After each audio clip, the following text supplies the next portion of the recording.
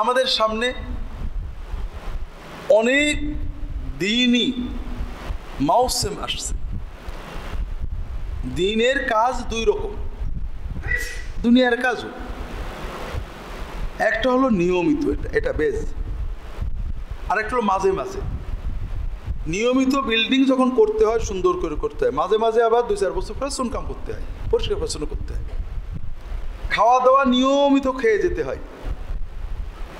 মাঝে মাঝে ফলের মৌসুমে একটু ফল টল বেশি করে খায়, অমুক মৌসুমে শরীরে একটু উপকার হয়। আল্লাহ তাআলা আমাদের জন্য দিনটা দিয়েছেন দেহের খাদ্যের মতোই নিয়মিত। মাঝে মাঝে যেন আমরা যে দুর্বলতা আসে ওটা দূর করার জন্য কিছু মৌসুম দিয়েছেন। আমরা দুভাবে ভুল করি। একটা অধিকাংশ মানুষ করে যারা মৌসুমি অথবা বতুরে মুসলমান, বতরে ইবাদত করে বাকি সময় করে না, এটা গলত। এটা আমরা এখানে সেরকম মানুষ নেই, আমরা জানি।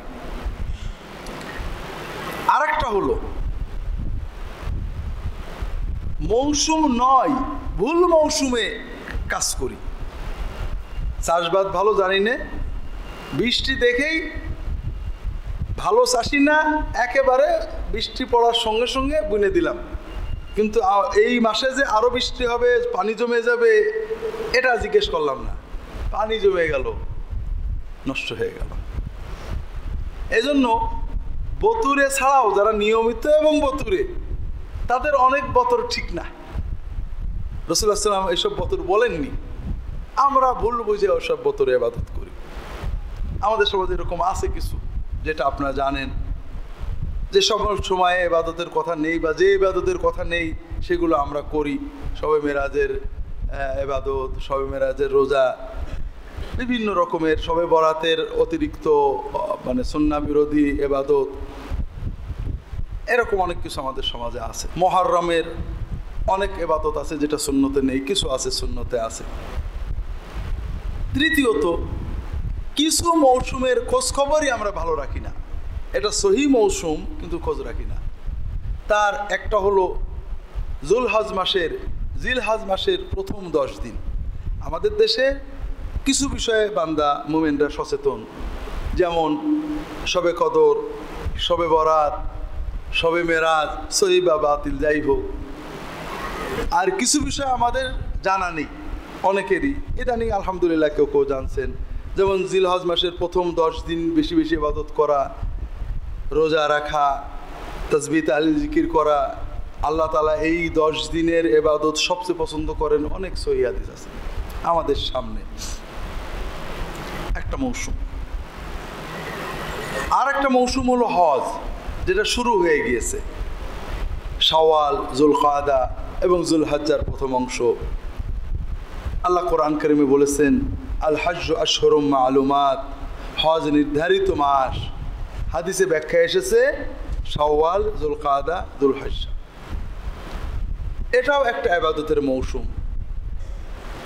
এরপরে আসবে মুহররম, এটা ইবাদতের মৌসুম। আবার আমাদের দেশে দুনিয়ার অন্যায় গুনাহ পাপের মৌসুম। আশুরার নামে শিয়াগণ এবং আমাদের দেশের বাংলাদেশের অনেক মুসলমান এত সব কাজ করেন, অনেক গুনার কাজ করেন। বাংলাদেশে নবাবরা, নবাব সিরাজউদ্দৌলা, মুর্শিদ কুলি খান, তারা শিয়া ছিলেন, যে কারণে শিয়া মতটাকে বেশ প্যাট্রোনাইজ করতেন তারা। যেখানেই তারা রাজধানী বা বিভাগীয় আঞ্চলিক কিছু করেছেন, সেখানে একটা ইমাম বাড়া করেছেন। ইমাম বাড়া মানে খানকা আর কি শিয়া, সেখানে একটা ওই ইমাম হুসাইনের কবর থাকে, তাজিয়া থাকে, কবরের উপরে তারা ঘোরে।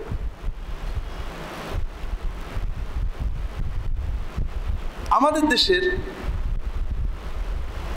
আমাদের রন্ধে রন্ধে শিয়া মত ছড়িয়ে আছে। যদি আমরা নিজেদের সুন্নি দাবি করি, সৌদি আরবে যখন আমাদের নাম শোনে,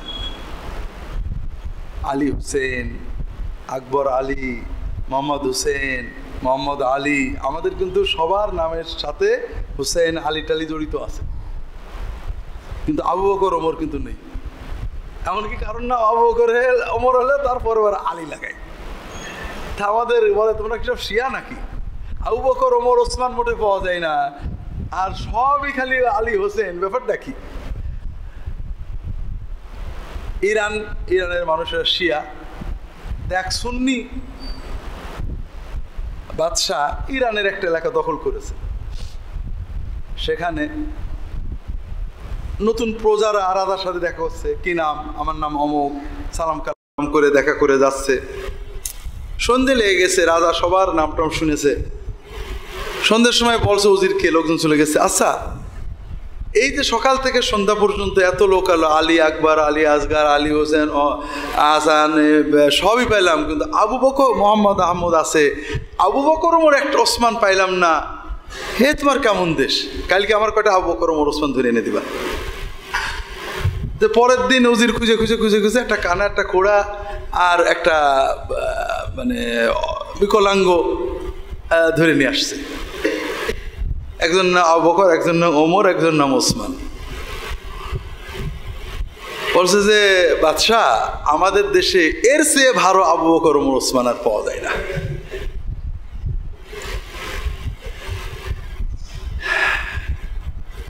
শোনা, আমি তো দেখিনি,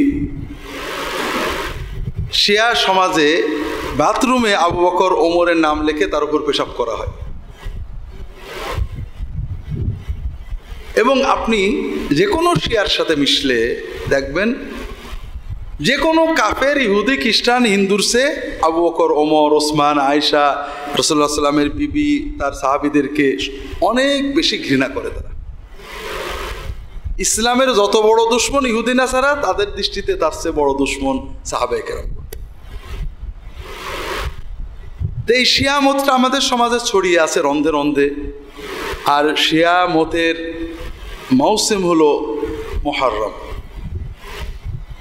আগে এটা বেশ নিচু ছিল, এখন একেবারে বিভিন্ন জায়গায় আজান দিয়ে শিয়া মত প্রচার করা হচ্ছে। মুহররমে দেখবেন কত কিছু আবার তারাই করেছে।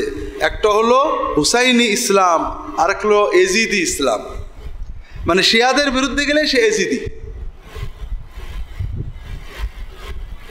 বিভিন্নভাবে আমাদের দেশে পীর মুরিদির নামে যেটা আছে, অধিকাংশই শিয়া প্রভাবিত বা নিয়ন্ত্রিত।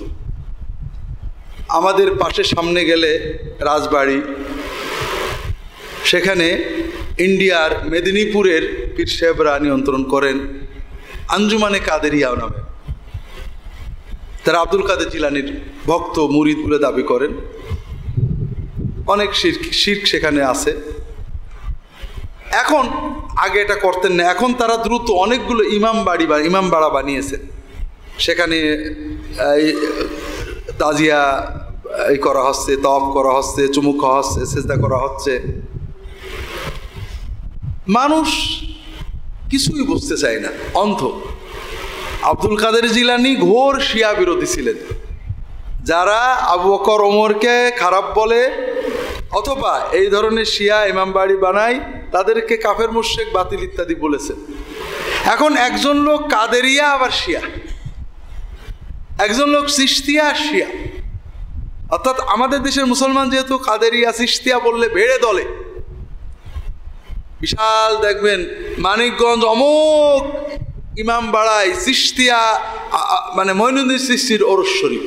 অথচ মঈনুদ্দিন চিশতি যারা মুআবিয়া রাদিয়াল্লাহু তাআলা আবু বকর ওমর ওসমানকে গালি দেয়, তাদের বিরুদ্ধে অনেক কথা লিখেছেন।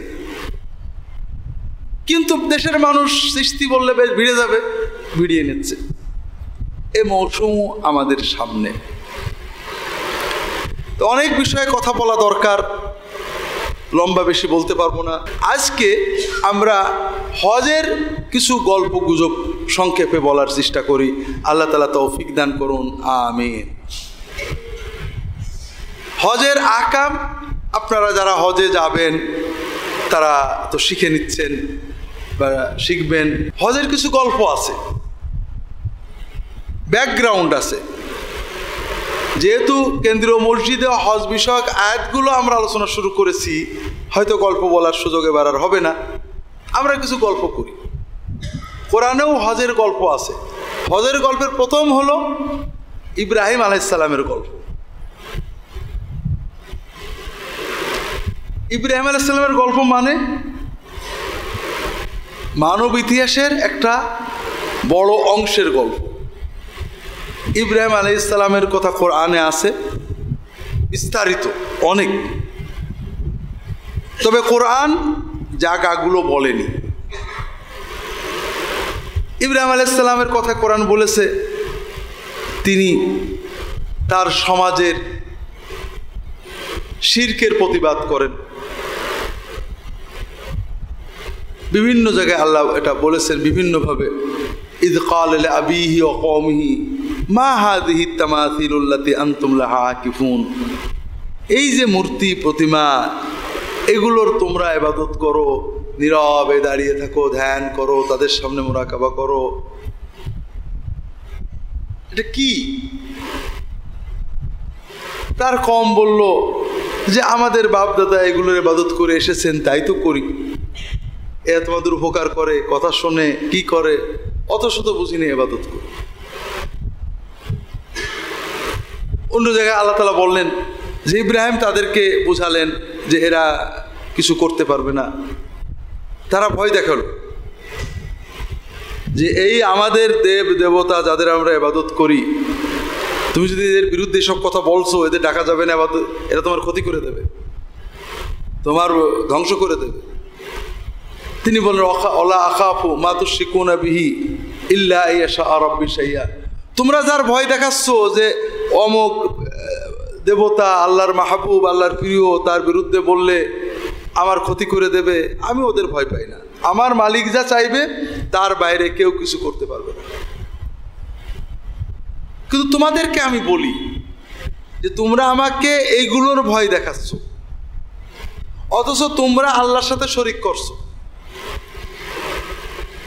আল্লাহ কোনোভাবে কোথাও নির্দেশ দেননি, বিশ্বাস করেন এখনো পর্যন্ত যত ধর্মগ্রন্থ আছে, যত রকমের বিকৃতি আছে, তার ভিতরেও কোথাও আল্লাহর নির্দেশ নেই যে আল্লাহ ছাড়া কারোর মাধ্যমে আল্লাহর কাছে যাইতে হবে, কোনো নির্দেশ নেই।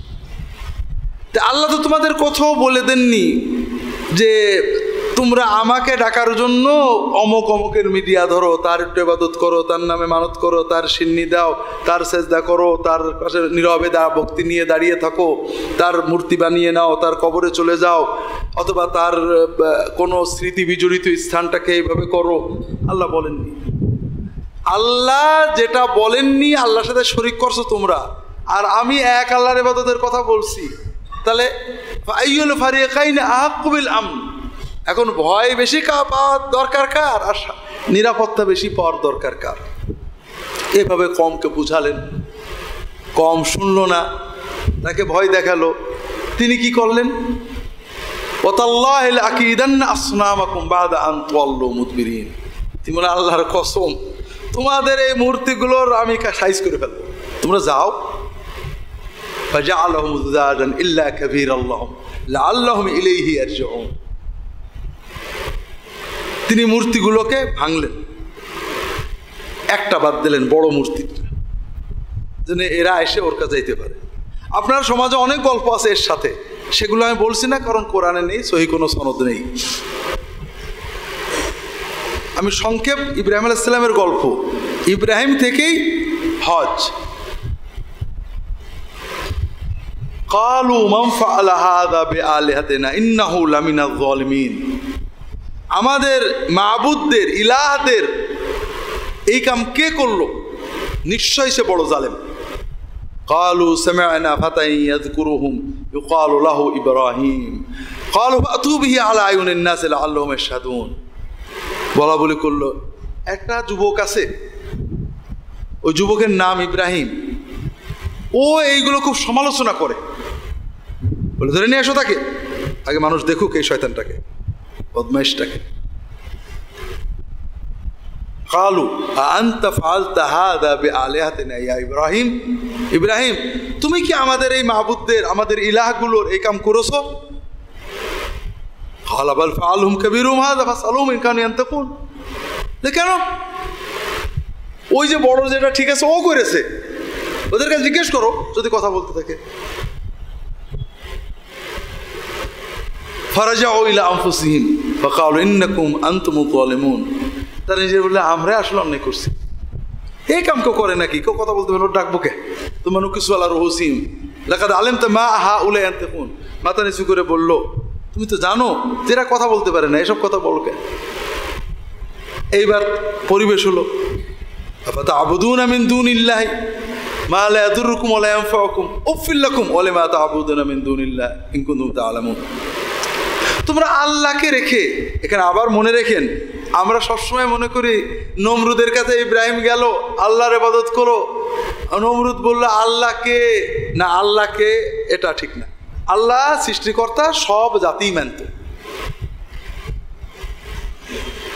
তবে তারা আল্লাহ রুবুবিয়ত উলুহিয়াতে শিরিক করতো, অনেক সময় রুবুবিয়তের অনেক ক্ষমতা অস্বীকার করতো, নিজেদেরকে রব দাবি করতো, আমাদের তো পাওয়ার আছে।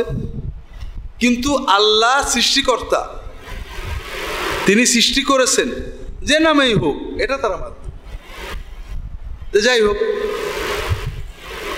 তিনি বললেন তোমরা আল্লাহকে রেখে আল্লাহর পাশাপাশি বা আল্লাহকে বাদ দিয়ে এদের ইবাদত করতো যারা কিছু উপকার করতে পারে না। তোমাদের মতো খারাপ লোক হয় না। কালো হাররিকুহু আনসুরু আলিহাতাকুম ইন কুনতুম ফাইলিন। এবার দেখেন আমাদের মানবীয় ইমোশন দেখেন, তারা স্বীকার করলে এরা কথা বলে না, নিজেরাও বুঝলে অন্যায় করেছে। এইবার কিছু লোকে যেতে গেল, বুঝতে তো পারছো, এই মেরে ভেঙেছে। আমাদের মাহবুবদের মর্যাদা রক্ষা করা আমাদের দায়িত্ব। এত বড় অন্যায় জুলুম করেছে, তার শাস্তি দিতেই হবে। যদি আমাদের মাহবুবদের ইলাহগুলোর মর্যাদা রক্ষা করতে চাও তাহলে একে আগে আগুনে পোড়াও। সব যুক্তিতর্ক শেষ, এখন আবেগ এক্সপার্ট করে আগুনে পোড়ানোর ব্যবস্থা করো। এখানে অনেক গল্প আছে সমাজে, এগুলোর কোনো ভিত্তি নেই। আগুন জ্বলে না, কাড়ি কাঠ বানানো হলো, ফেরেশতারা টেনে ধরলো, সেখানে নে টিপ পরা লোক গেল, ন্যাংটো, সব মিছে কথা। এগুলোর কোনো ভিত্তি হাদিস কোরআনে নেই। কোরআন শুধু বলছে যে তারা আগুনে পোড়ানোর সিদ্ধান্ত নিল। ফাকুলনা ইয়া নারু কুনি বারদাও ওয়া সালামান আলা ইব্রাহিম। আল্লাহ বলেন আমি আগুনকে বললাম, তুমি আগুন, তুমি ইব্রাহিমের জন্য ঠান্ডা হও এবং নিরাপদ শান্তিময় ঠান্ডা, বরফের মতো না। কুনি বারদাও ওয়া সালামান আলা ইব্রাহিম ওয়া আরাদু বি কাইদান ফাজআলনাহুমুল আখসারিন। তারা ইব্রাহিমের ধ্বংস করতে চেয়েছিল, আমি তাদেরকেই ক্ষতিগ্রস্ত করে দিলাম। এই ঘটনার পরে ইব্রাহিম আলাইহিস সালাম তার ভাতিজা লূতকে নিয়ে উনার দেশ ছাড়লেন। ক্বালা ইন্নী মুহাজিরুন ইলা রাব্বি, আমি হিজরত করব আমার রবের জন্য। তাহলে বোঝা গেল উনি এক দেশে ছিলেন, আরেক দেশে গেলেন। কোন দেশ থেকে কোন দেশ এটা কোরআনে নেই। তবে বিভিন্ন ঐতিহাসিক, ধর্মীয় ইত্যাদি বর্ণনা থেকে মোটামুটি বোঝা যায় যে ইব্রাহিম আলাইহিস সালাম ছিলেন ইরাকের, এই যে কুফা বসরা আমরা শুনি, সাদ্দাম হোসেনের ইরাক, ওই ইরাকের একটা উর নামক শহরে, প্রাচীন। তিনি সেখান থেকে চললেন, ইরাক থেকে সিরিয়া এলাকা হয়ে ফিলিস্তিন এলাকাতে আসলেন। এটা তার হিজরত। ফিলিস্তিন, মিশর ইত্যাদি হয়ে ফিলিস্তিনের পাশেই তিনি বসবাস করতেন। তাহলে এই হলো তার ফার্স্ট স্টেপ। এটা কোরআনে অন্য জায়গায় আল্লাহ তাআলা বলেছেন,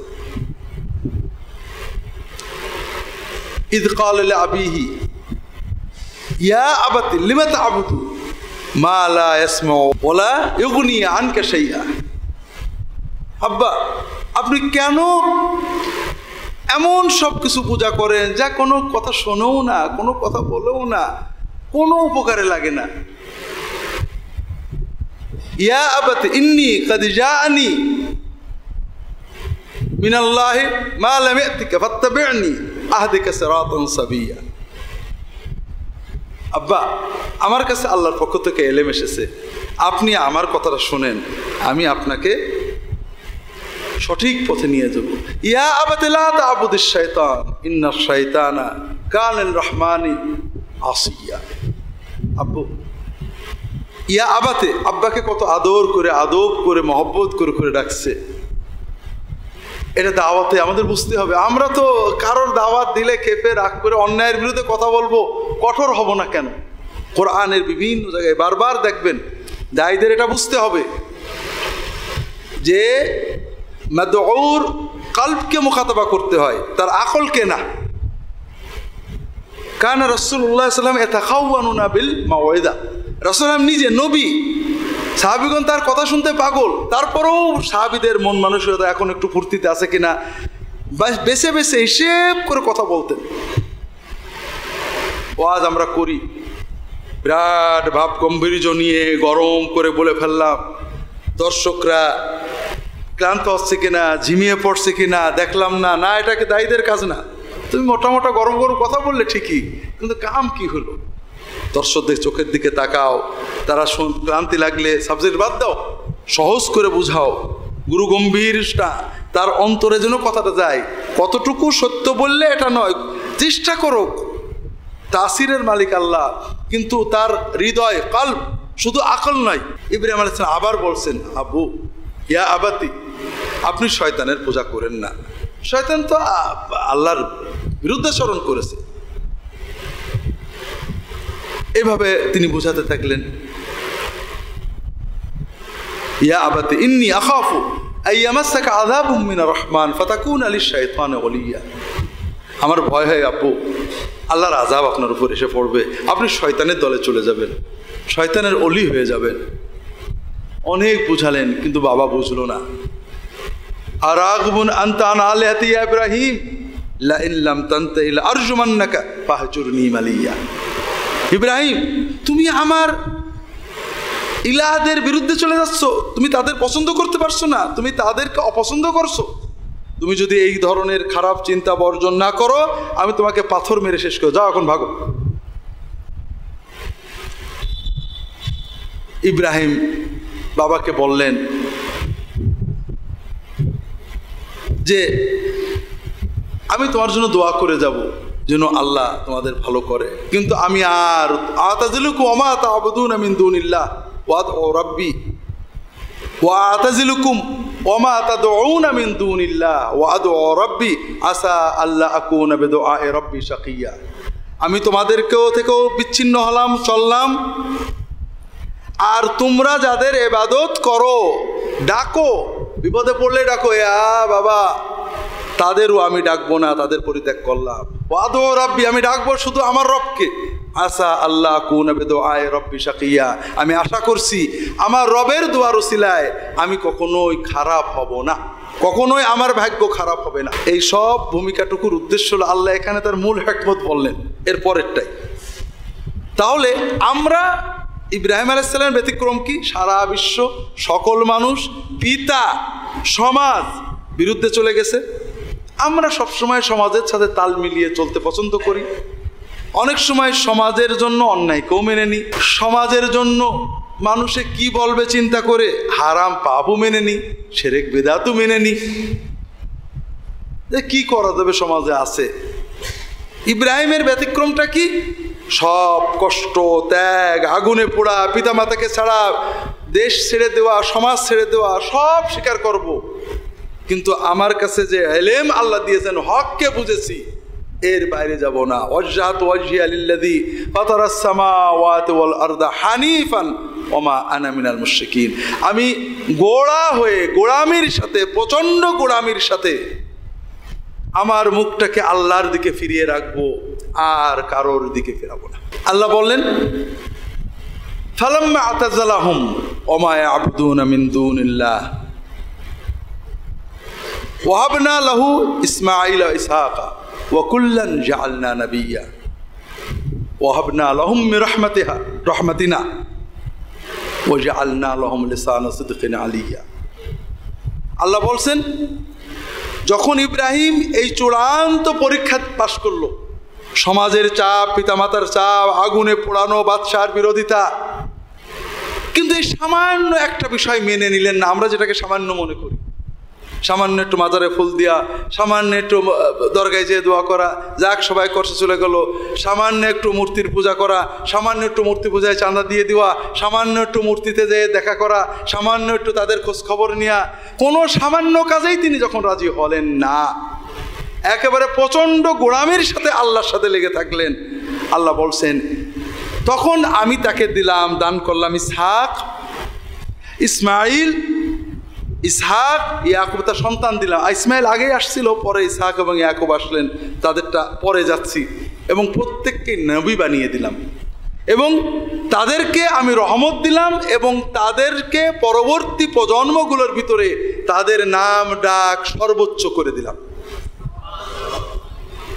এটা এমনি আসেনি। ইব্রাহিম আলাইহিস সালাম এমন একজন ব্যক্তিত্ব, বিশ্বের প্রায় 70-80% মানুষ তার ব্যাপারে কোনো খারাপ ধরনের পছন্দ। আমাদের রাসূলুল্লাহ সাল্লামের ব্যাপারে ইহুদি নাসারারা খারাপ বলে, আমরা অবশ্য ইহুদি নাসারাদের কোনো নবীর খারাপ বলি না, অন্যান্য ধরনের মানুষেরা কোনো নবী মানেন না, কিন্তু ইব্রাহিম আলাইহিস সালামকে, তাকে মর্যাদা দেওয়া, ভালোবাসা, ভক্তি করা, তাকে তার অনুসারী হিসেবে গৌরব বোধ করা, এটা ইহুদিরাও করে, সংখ্যায় অল্প, খ্রিস্টানরা করে, সংখ্যায় অনেক, মুসলমানরাও করেন, সংখ্যায় অনেক।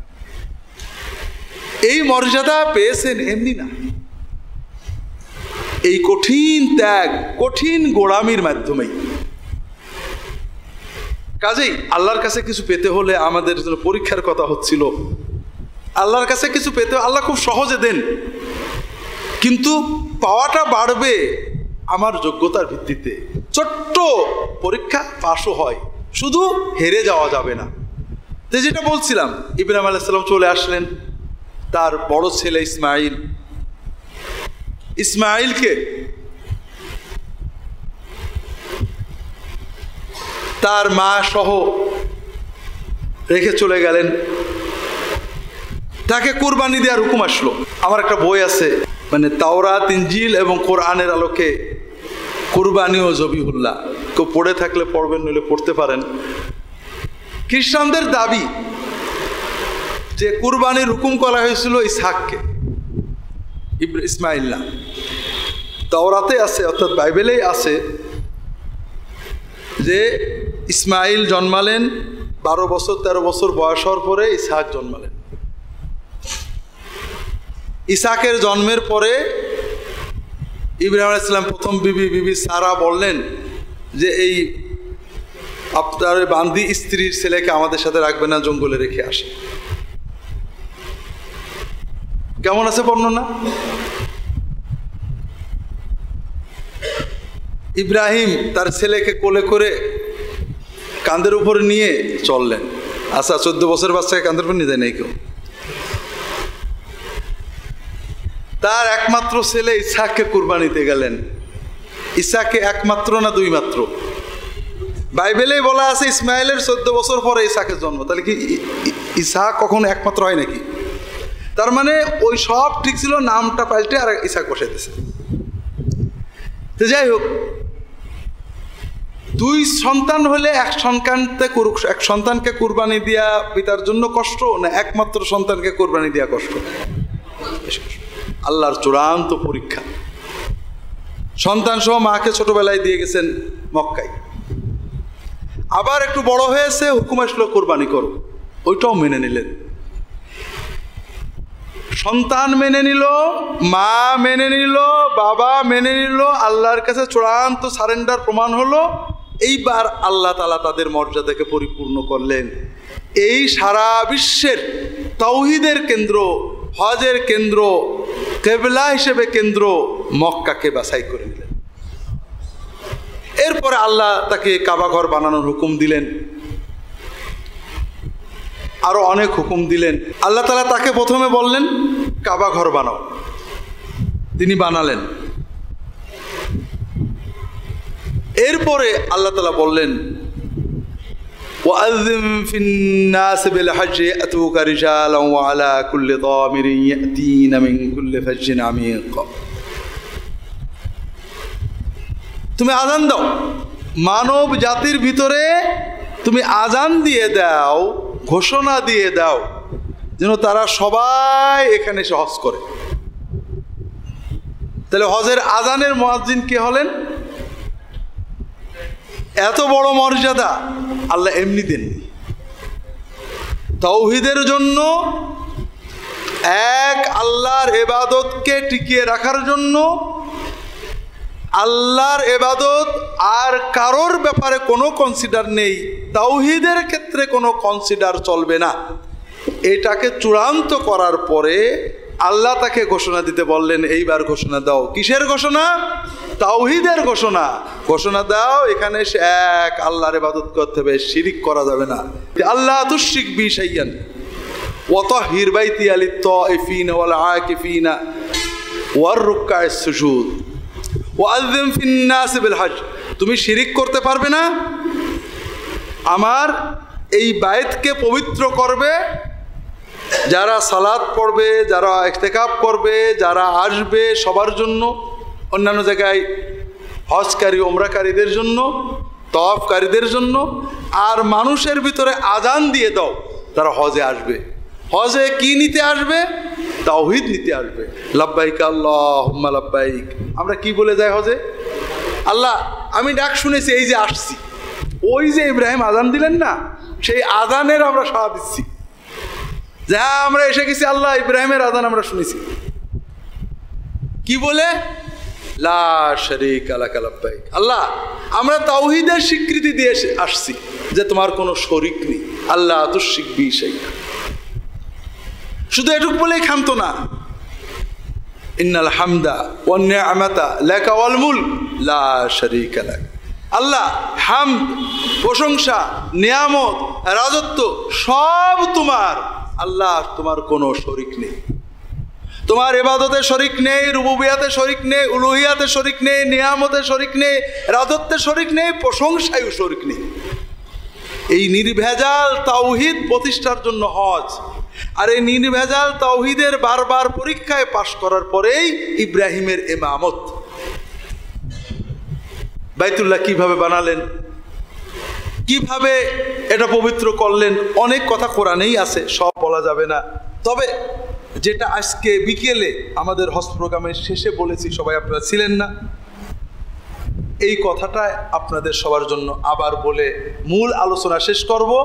এরপরে আজান হবে, নামাজের পরে ইনশাআল্লাহ আমরা আল্লাহ সুস্থ রাখলে প্রশ্নোত্তর আলোচনা করব। যেটা বলছিলাম, তাহলে ইব্রাহিম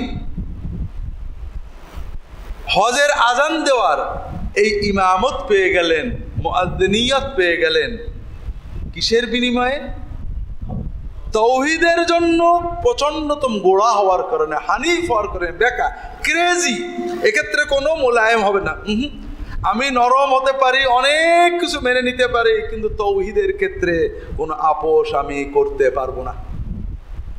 এই প্রচন্ড ক্রেজিনেস, হানিফিয়া, প্রচন্ড গোলামি দিয়ে তাওহীদকে ধরে রাখা, আমি সব মেনে নিতে পারি, কিন্তু তাওহীদের ক্ষেত্রে কোনো আপোষ নেই। একটা হাদিস আসছে, এক জায়গায় মূর্তি পূজা হচ্ছে, হাদিসটা পড়েছে, সনদ সম্ভবত ঠিক আছে, কেউ কিছু ইশকাল করেছেন, মুসনাদ আহমদের হাদিস। একজন এক জায়গায় মূর্তি পূজা হচ্ছে, পাশ দিয়ে যাচ্ছে, বলছে যে কিছু দিয়ে যাও, এই প্রতিমার জন্য কিছু ভোগ দিয়ে যাও। দুইজন যাচ্ছে, একজন বলে না আমি ভোগ দিতে রাজি নেই, আমি প্রতিমার জন্য ভোগ দিতে পারবো না, আমার সব কিছু সব মাবুদের জন্য। তাকে কতল করে ফেললো। আর একজন যাচ্ছে, কিছু ভোগ দাও, কিছু হলে দাও, সেটা মাসি ধরে দিয়ে গেল। আল্লাহ রাসূল বলে এই মাসির জন্য সে দোজখে গেল। সে একটু আপোষ করে, মাসি তো সামান্য জিনিস না, তাওহীদের ক্ষেত্রে মাসিও আপোষ করা যাবে না। অন্য ক্ষেত্রে যাই করেন, তাওহীদ হবে আপোষহীন। এটা আপনাদের আগে অনেকবার বোঝানোর চেষ্টা করেছি। একটা স্ত্রী তার স্বামীর বন্ধুদের সাথে গল্প করে, ভাই দেওরদের সাথে গল্প করে, খাবার দেয়, হাসে, স্বামী রাগ করে না। কিন্তু স্বামী যদি কখনো দেখে আমার স্ত্রী আমার ভাই, ছোট ভাই, বন্ধুর সাথে এমন চোখে তাকিয়ে আছে যে চোখে আমার দিকে তাকায়, ওই স্বামী আর ওই বউ নিয়ে ঘর করতে পারে না। কারণ তার স্বামীর প্রেম মহব্বতে সে শরিক বানিয়ে ফেলেছে। স্ত্রী মহিলারও তাই। মহিলা জানে পর্দা নেই, স্বামী অনেকের সাথে কথা বলে, কিন্তু কখনো যদি সে অনুভব করে আমার স্বামী আর এক মহিলা, আমার প্রিয় আপন কোনো মহিলাও তার সাথে এমন হৃদয়ের এমন অবস্থা হয়েছে যেটা আমার সাথে হওয়া দরকার, আর যে স্বামী মারে, গাল দেয়, কিলে, শাশুড়ি অত্যাচার করে, অনেক সময় মেয়েরা মেনে নেয়, কিন্তু এইটা মানতে পারে না। মা ছেলে খেতে দেয় না, কষ্ট দেয়, মেনে নেয়, কিন্তু মাকে রেখে শাশুড়িকে বেশি ভক্তি করে, এটা মা মানতে পারে না। কারণ মায়ের মাতৃত্বে আঘাত লাগে। আল্লাহর রুবুবিয়তে, আল্লাহর উলুহিয়াতে, আল্লাহর তাওহীদে আঘাত লাগবে, এটা কখনো মেনে নেওয়া যাবে না। আল্লাহ মেনে নেন না। কিন্তু দুর্ভাগ্য ভাইরা, ইব্রাহিম ইমামত পেলেন তাওহীদের জন্য, হজের ঘোষণা দিলেন তাওহীদের ঘোষণা। আমরা মুখে এই ঘোষণা দিয়েও শিরিক নিয়ে যাচ্ছি এবং শিরিক নিয়েই ফিরে আসছি। আবু জেহেলু বলতো লাব্বাইক আল্লাহুম্মা লাব্বাইক, লাব্বাইক লা শারীকা লাকা লাব্বাইক। আমাদের মতোই বলতো, শুধু একটা বাক্য যোগ করতো যে আল্লাহ আপনার কোনো শরিক নেই, তবে যাদের কাছে আপনি আল্লাহর আপনার মাহবুব বান্দা, ওলি, ফেরেশতা কিছু পাওয়ার দিয়ে রেখেছেন, তাদের কিছু পাওয়ার আছে, আপনার অলৌকিক রুবুবিয়তের পাওয়ার, ক্ষমতা কিছু তো আপনি দিয়ে রেখেছেন, এটা আপনার, তাদের পাওয়ারের মালিকও আপনি, তাদের মালিকও আপনি, তবে আপনি দয়া করে কিছু পাওয়ার দিয়েছেন। আল্লাহর সাথে শরিক করতে মানে কি? তারা কি বলতো সৃষ্টিকর্তা দুইজন? বলতো নাকি? কখনো না। আল্লাহর সাথে শরিক করার মানে কি? আল্লাহর রুবুবিয়তের কিছু গুণ অমুক, যেমন হিন্দুরা আল্লাহর সাথে শরিক করে, আমরা তাকে কাফের মুশরিক বলি। তারা তো এক ঈশ্বর, এক সৃষ্টিকর্তা মানে। প্রবলেম কোথায়? তারা বলে আল্লাহর, যেমন আমরা আজরাইল আলাইহিস সালাম বলি মালাকুল মউত, জান কবজ করে, কিন্তু আমরা কখনো আয়ু বাড়ানোর জন্য আজরাইলকে ডাকি না, ডাকি নাকি? হিন্দু বিশ্বাস অনুযায়ী যম জান কবজ করে, ঠিক না? আয়ু বাড়ানোর দরকার হলে তারা কার ডাকে, কার পূজা করে? যমের পূজা। কথা বুঝেননি? তাহলে একটা হলো দায়িত্ব দেয়া, আল্লাহ ফেরেশতাদের দায়িত্ব দিয়েছেন, কিন্তু পাওয়ার কার হাতে? তারা কল্পনা করছে না দায়িত্বের সাথে পাওয়ারটাও দেওয়া আছে। যমের সেবা করলে, যমের বাড়িতে গেলে আয়ু বেড়ে যাবে। শিক্ষা কোথার থেকে আসে বুঝতে পারছেন তো? এই যে আল্লাহ কাউকে ভান্ডার দিয়ে রেখেছেন, কেউ কিছু করে দিতে পারে, অথবা কেউ বললে আল্লাহ ফেলে না, আল্লাহ নেবে, এই হলো সব শিরক। আর এই শিরকিয়াত আমাদের সমাজের রন্ধে রন্ধে আছে, আমরা এগুলো সহই যাচ্ছি। আবু জেহেল বলতো, আমরা বলছি না। দ্বিতীয়ত, যেও শিরক করে, মক্কায় যে মানুষ শিরক করে, কিন্তু একেবারে এক একটা শিরক। মক্কায় যে সেখানে কবুতরের গু, কবুতরে দানা দেয়, ওই দানা আর গু নিয়ে আসে তাবিজ করে ব্যবহারের জন্য। আমার মরহুম শ্বশুর বলতেন যে আল্লাহ মোহাম্মদ আব্দুল্লাহ অনেক রহমত করুক, এই বেচারা যদি আরব দেশে না আসতো, কাবাঘর মানুষ ছুরি দিয়ে কেটে আর জিভে দিয়ে সেটাই মারি নিয়ে চলে যেত। এটা সত্যি কথা। কিন্তু আমার এক ইন্ডিয়ান বন্ধু, ভালো তালবে এলেম, আলেম মানুষ, আমরা একসাথে গেছি ওমরা করতে, হঠাৎ শুনলাম তাকে পুলিশে ধরেছে। কি হয়েছে? ওই তওয়াফ করার সময় ছুরি দিয়ে গিলাফের কাপড় কাটতে গেছি। যদি মোহাম্মদ ইবনে আব্দুল ওয়াহাব আরব দেশে না আসতো তো অরিজিনাল কাবা ঘর থাকতো না। মানুষ জিভে দিয়ে সেটে আর এই ছুরি দিয়ে কেটে কেটে কেটে তাবিজ করে সব নিয়ে আসতো। এর ভিতরে যা পারে, যেখানে এই নেই, ওই কবুতরের দানা দেবে, ওই দানাগুলো নিয়ে আসবে। কাবা ঘরের পিলার খুঁজে খুঁজে মাটি নিয়ে আসবে, আরাফাতে যেখানে মাটি নিয়ে নেবে। গাড়ে ফাড়ে যে কটা পাথর নিয়ে নেবে। তাহলে আমরা আর পাথর পূজারী মূর্তি পূজারীদের পার্থক্য। তো এই জন্য ভাইরা, আমি লম্বা বলবো না, হজ মৌসুমের প্রথম কথা হলো, আমাদের মাজলিসুস সুন্নাত কথা হলো যে তাওহীদের জন্যই ইব্রাহিমের মর্যাদা, মক্কার মর্যাদা, সেই তাওহীদ আমরা নষ্ট না করি। একজন হাজী সাহেব, খুব বড় হাজী, পয়সাওয়ালা মানুষ, অনেক পয়সা আল্লাহ দিয়েছেন, প্রতি বছরে হজ বা ওমরায় যান এবং আজমির শরীফে যান। তিনি বলেন আল্লাহর কাছে গুনাহগাতার জন্য মক্কায় যায়, আর ব্যবসা বাণিজ্য পয়সা করির জন্য গরিবে নওয়াজের মাজারে যায়। কথা বলছেন? আবু জেহেলের শিরকের চেয়ে এটা অনেক বড় শিরক। হজের কথা কি? হজে আমরা আল্লাহর কাছে কি চাই? রব্বানা আতিনা ফিদ দুনিয়া হাসানা ওয়া ফিল আখিরাতি হাসানা ওয়া কিনা আযাবান নার। দুনিয়া এবং আখিরাত দুটো, দুনিয়ার টাকা আখিরাতের জান্নাত, দুটোই মক্কায় যে চাইতে হয়, এবং আল্লাহ দুটোই দেন। আমাকে একজন বলছে, হুজুর হজ করে যেয়ে একটু আজমির শরীফ যাবো। বুঝে ভাই, আল্লাহর রস্তে মুহাম্মদ রাসূলুল্লাহ সাল্লাল্লাহু আলাইহি ওয়াসাল্লামের কবর দেখে যাওয়ার পরে আল্লাহর রস্তে আর কারোর কবরে যেয়েন না ভাই। যদি যাইতে আগে যে এটি একবারে শেষে, যদি এরপরে কারোর কবরে যান, বুঝতে হবে যে আপনি মুহাম্মদ সাল্লাল্লাহু আলাইহি ওয়াসাল্লামের কবরে এসে আপনার জান পড়েনি। এই বেঈমানি করেন না ভাই, কি বলবেন ভাই। তো এই জন্য শিরক সমাজের রন্ধে রন্ধে ছড়িয়ে গেছে, আমরাও না বুঝে শিরক করে ফেলছি। শিরক মুক্ত হই, শিরক মুক্ত থাকি, শিরক মুক্ত হওয়ার দাওয়াত দিই। আল্লাহু তাআলা আলাম। আল্লাহুম্মা সাল্লি আলা মুহাম্মাদিন নবিয়্যিল উম্মি ওয়া আলা আলিহি ওয়া আসহাবিহি আজমাইন। সুবহানাকা আল্লাহুম্মা ওয়া বিহামদিকা আশহাদু আল্লা ইলাহা ইল্লা আনতা আস্তাগফিরুকা ওয়া আতুবু ইলাইক। আল্লাহুম্মা সাল্লি আলা মুহাম্মাদ ওয়া আলিহি। আসসালামু আলাইকুম ওয়া রাহমাতুল্লাহ।